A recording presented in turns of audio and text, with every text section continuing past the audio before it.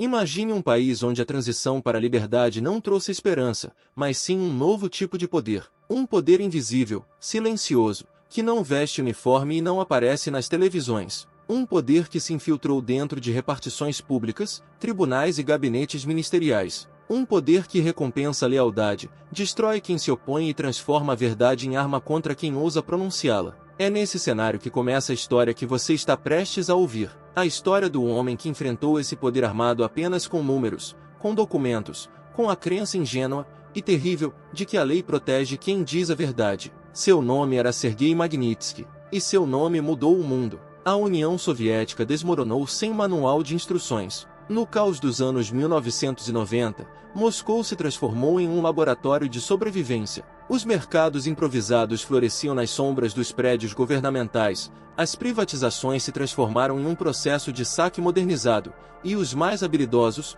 ou os mais violentos, enriqueceram tão rapidamente que o Estado perdeu a capacidade de entender quem governava quem. O capital estrangeiro viu nisso uma oportunidade. Onde muitos enxergavam ruínas pós-soviéticas, um investidor americano-britânico chamado Bill Browder enxergou ouro. Ele não era o típico idealista do capitalismo altruísta, era pragmático, disciplinado e possuía uma convicção inabalável. Se a Rússia estava prestes a se transformar na próxima fronteira de riqueza global, ele queria estar lá antes dos outros. Browder chegou com o olhar do explorador e o ímpeto do conquistador financeiro. Ele fundou a Hermitage Capital Management e começou a investir em empresas estatais recém-privatizadas, apostando em setores que muitos investidores evitavam. Foi ousado, agressivo, e o risco parecia compensar. A Hermitage cresceu. Seus relatórios impressionavam, seus lucros atraíam capital global, e de repente Bill Browder se tornou, ironicamente, o maior investidor estrangeiro na Rússia, justamente o tipo de estrangeiro que o establishment russo dizia querer seduzir.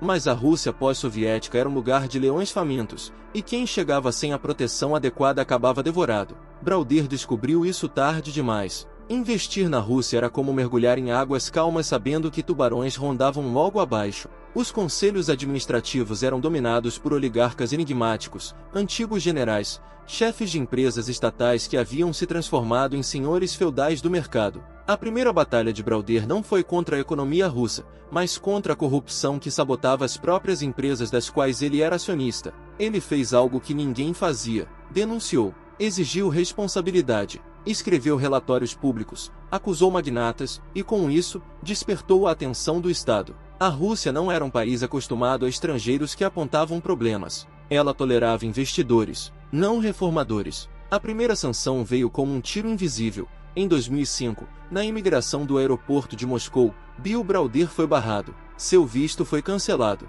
O investidor que apostava milhões no país foi expulso como um criminoso. Ele não sabia ainda, mas aquele era o prenúncio da tempestade. A Hermitage não parou imediatamente, e foi então que uma das figuras mais discretas, e paradoxalmente mais importantes, dessa história entrou em cena. Sergei Magnitsky não era político, não era ativista, não era o tipo de homem que aparece em capas de jornais. Era contador, advogado tributarista, especialista em auditoria, um homem dos números, o tipo de profissional que transforma a causa em tabelas e segredos em provas contábeis. Quando Browder pediu que alguém investigasse irregularidades tributárias envolvendo seus investimentos, Sergei respondeu com a precisão de quem acredita que a lei funciona. Ele mergulhou em documentos, registros fiscais, trocas de propriedade. Aos poucos, o que parecia ser apenas burocracia tornou-se uma teia de corrupção institucional. A fraude era gigantesca. Documentos da Hermitage haviam sido roubados por autoridades russas e usados para reivindicar um reembolso fraudulento de impostos equivalente a 230 milhões de dólares. O Estado russo tinha saqueado seu próprio tesouro e usado a empresa estrangeira como instrumento. Magnitsky fez o que acreditava ser seu dever profissional, denunciou as autoridades envolvidas, colocou nomes, datas, cargos, depositou as provas no papel. E nesse instante cometeu o maior erro possível em um país onde as autoridades não são questionadas. Disse a verdade. O Estado reagiu com brutal previsibilidade. A polícia invadiu escritórios da Hermitage. Na narrativa oficial, Magnitsky não era testemunha, era suspeito, acusado de fraude, preso de forma preventiva, enviado para a prisão sem julgamento. No momento em que entrou pela primeira vez no centro de detenção, Sergei ainda achava que a justiça triunfaria. Acreditava que bastava explicar, mostrar os documentos, que alguém ouviria. Mas ele não sabia que o mecanismo já estava girando. Quando a burocracia se torna arma, não há diálogo, há punição.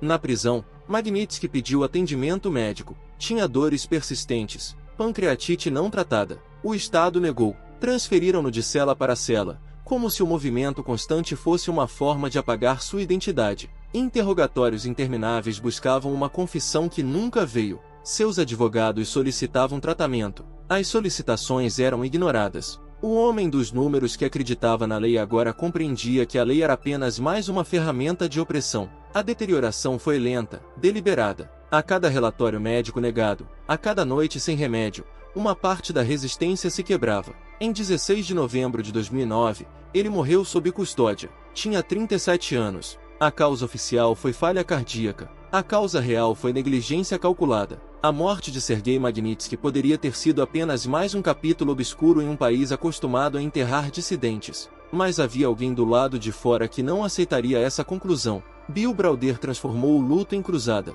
Ele já havia sido expulso da Rússia, já tinha visto sua empresa devastada, mas nada se comparava com a morte de seu advogado. Browder se tornou o porta-voz da injustiça. Ele documentou cada detalhe. Relatórios médicos, depoimentos, datas, tortura institucionalizada. Viajou de parlamento em parlamento, de assembleia a comissões especiais. Mostrou fotos, citou nomes, exibiu arquivos chocantes. Não era mais um investidor, era o homem que carregava o fantasma de Magnitsky. Para muitos políticos ocidentais, a história era clara demais para ser ignorada. A Rússia havia assassinado um denunciante, não com uma arma, mas com burocracia, não com veneno, mas com cacetetes administrativos. A resposta foi legislativa. Em 2012, o Congresso dos Estados Unidos aprovou a Lei Sergei Magnitsky. Pela primeira vez, os Estados Unidos criavam um mecanismo de punição direcionado a indivíduos envolvidos em violações de direitos humanos. Não contra países inteiros, não contra economias, mas contra as pessoas específicas que haviam cometido crimes protegidas pelo Estado. A lei congelava bens, bloqueava vistos, isolava corruptos dentro das fronteiras que eles usavam como escudo. Era um golpe contra o sistema de impunidade global. A lei provocou reações imediatas. Moscou retaliou proibindo adoções de crianças russas por famílias americanas. Foi uma decisão que usou órfãos como munição diplomática. O Kremlin sabia que havia sido atingido não militarmente, mas moralmente. A narrativa era perigosa demais. Um país soberano denunciado por matar seu próprio denunciante. Era necessário distorcer, contra-atacar, desacreditar a vida e a morte de Magnitsky. E eles tentaram. Surgiram filmes revisionistas, campanhas de desinformação, acusações de que Browder fabricou provas. Mas o mundo já tinha visto demais. O mais impressionante, porém, não foi a lei americana, e sim o que aconteceu depois. A ideia se espalhou como pólvora civilizatória. Canadá,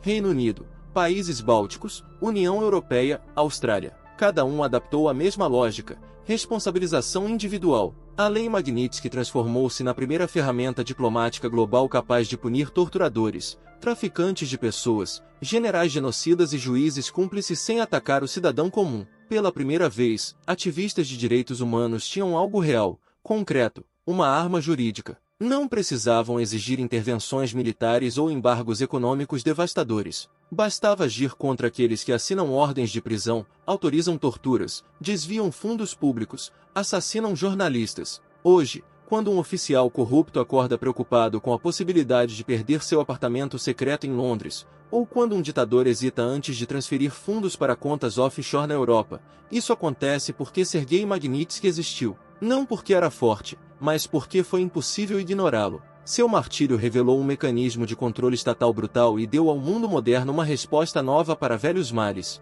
Ao contrário de guerras e bombardeios, a punição Magnitsky é silenciosa, técnica, burocrática. Ela atinge o ego, a riqueza, a reputação. Ela lembra aos poderosos que não podem atravessar fronteiras como atravessam processos judiciais internos. Mas essa história não é apenas sobre corrupção e morte. É sobre um paradoxo humano. Magnitsky não pegou em armas, não organizou rebeliões, fez planilhas, analisou documentos, acreditou que a verdade era suficiente. Seu maior inimigo não foi um policial com cacetete, mas uma instituição que transformou cada pedido de direito básico em ferramenta de tortura. A lei que leva seu nome não é uma homenagem sentimental, é uma arma. Uma arma para evitar que outros contadores honestos, médicos, jornalistas, ativistas e funcionários públicos sejam esmagados pelo Estado que deveriam servir. Hoje, enquanto você assiste a esta história, saiba que ela ainda não acabou. A Lei Magnitsky é ativada constantemente. Novos nomes são adicionados a listas de sanções. Novas vítimas denunciam abusos em países distantes. E a pergunta que ecoa é simples e desconfortável.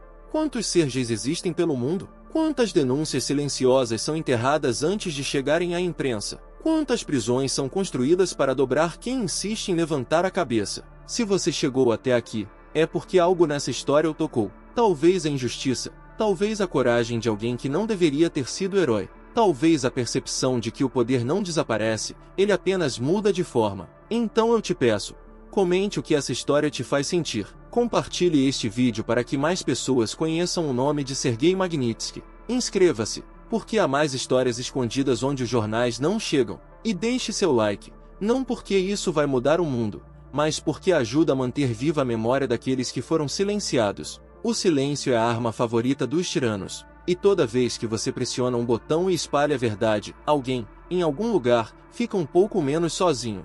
Se você chegou até aqui, muito obrigado por assistir. Se ainda não é inscrito, dá aquela força, se inscreve no canal, deixa seu like e compartilha com quem vai curtir esse conteúdo. Isso ajuda demais o canal a crescer.